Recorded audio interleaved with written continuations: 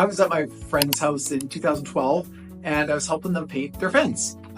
Good friend. And so we're outside painting and my friend's dad was there and he was talking about, finances came up as it does. And talking about what's going on. And he said, you know what? I just sold everything.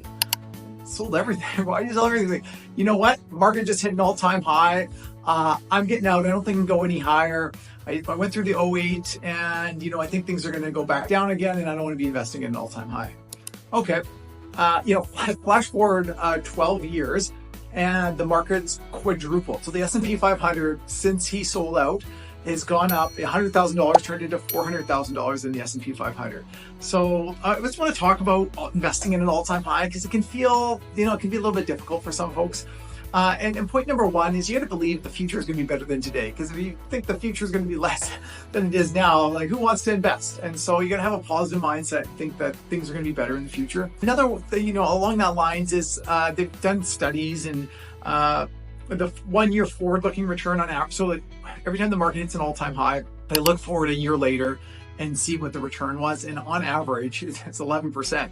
Pretty good, right? And then that's after it just hit an all-time high a year later that the market would be up 11% on average. So keep that in mind. But point number two is that creating all-time highs is kind of normal, right? Like at one point the Dow was at 100 points, at 400 points. And so it's grown to, over 48,000. And so remember, that's kind of like the market should be hitting all-time highs over time. And you look back, like we got some statistics, just like how many all-time highs per year per decade or per year that it's going to be hit. In the 90s, there was 310 all-time highs hit. Like the market kept on going up through the 90s.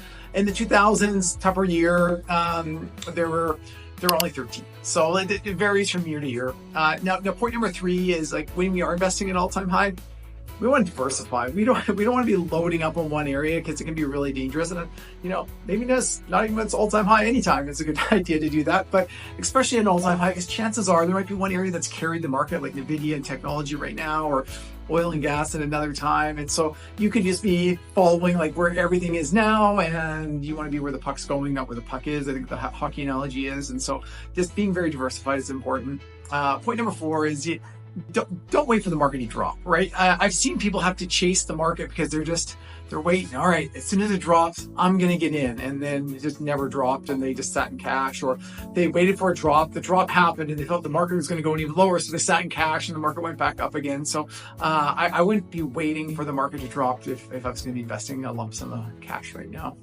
Number five, if you are just a little bit nervous, and fair enough, right? You've got a lump sum of money, say right now that you just sold something and you're going to invest it. You don't want to have buyer's remorse or regret that the market went down just after I invested. So you can dollar cost average in. So over a period of time, 6 months, whatever it is. Statistically though, it's much better off just to do a lump sum investing. But psychologically for us, we don't want to have that regret. So that can be, for some folks, if it's a lot of money, we might average it into the market. And, finally, I think you just gotta have a plan for the money, right? If you're investing for 30 years down the road, what's gonna happen in the next 6 months is probably gonna be irrelevant. You've got a 30-year time horizon.